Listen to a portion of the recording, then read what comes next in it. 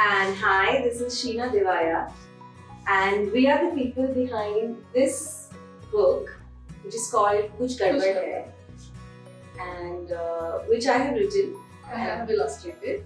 And so this book is basically about this little girl called Amu, and she has been selected in her school play, and she's very excited about it. But the problem is that she's forgotten her lines, and she's just about to go on stage. And I'm sure a lot of you and us have been in a situation like this, where we are just about to go on stage and you get this stage fright, and you're so nervous and you think you'll forget all your lines, and you're trying to memorize your lines and you think that you don't remember anything. And then when you go on stage, things are better. So that's what this story is all about. But it leads to a lot of funny confusions and images in her head because she's jumbling up all her lines, which Sheena has beautifully illustrated. The images are quite vivid because the situations are so upside down and topsy-turvy, and it's just strange. Like a flying princess or a crying parakeet, or a table that's just reading a book while it's getting ready for breakfast. And just really bizarre situations, just super fun to draw. And it was kind of like this permutation / combination of these different characters in all of these situations. And then you have Amu, who's really perplexed and quite bothered about the fact that she's not able to remember the right lines.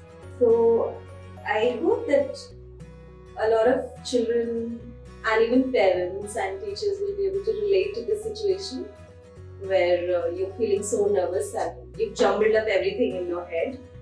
But eventually things turn out fine, and a happy ending is always a happy ending. She gets her lines right. Spoiler alert. So the first thing is, where did this idea come from? How did it come into your head? Pratham had organized a workshop in Mumbai, which is where I stay, and they had asked some of the authors that they were already aware of to come and attend the workshop. So first day of the workshop, we had like different authors coming in and speaking to us about their writing process, and then we had some writing prompts and some exercises, and then we were all sent off, and we were told that tomorrow you have to come with some idea. So I went home, and the thing is that I do theatre. I do a lot of theatre, and so I've been I've been acting, and this is like such a usual problem with actors that we forget our lines all the time, especially just before entering stage. You have this like, oh my god, do I remember all my lines or not, and what's going to happen if I forget my lines when I go on stage.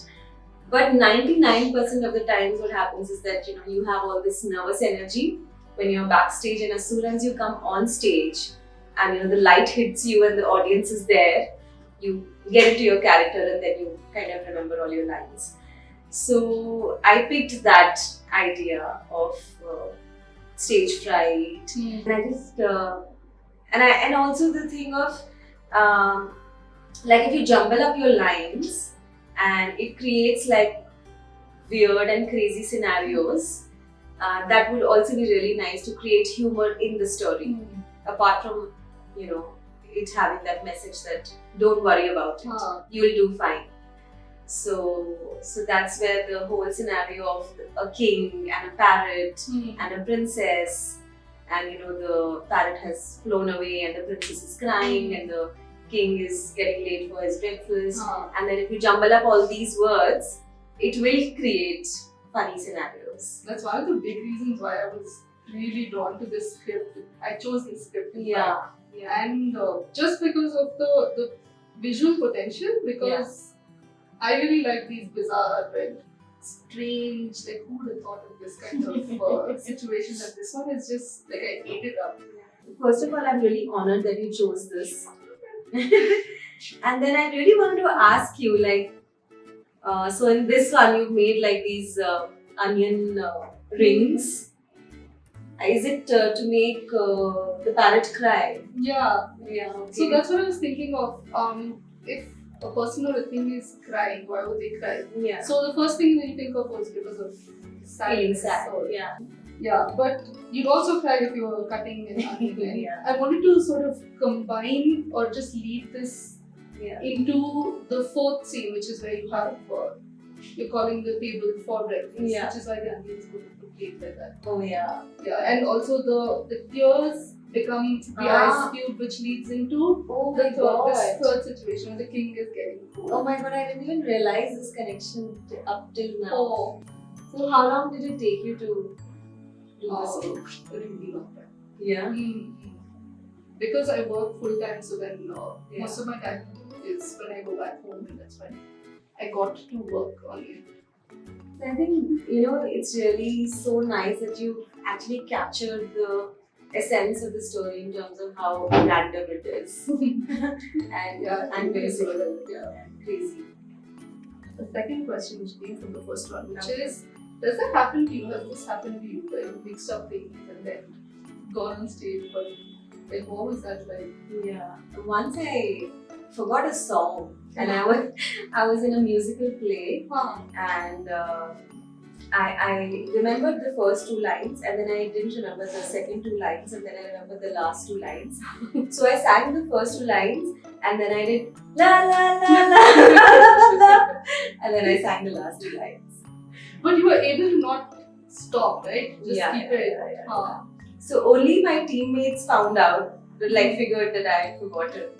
But the audience were all like, what was the thing in between that you did? That was so nice. So I said, actually, I'd forgotten the lines.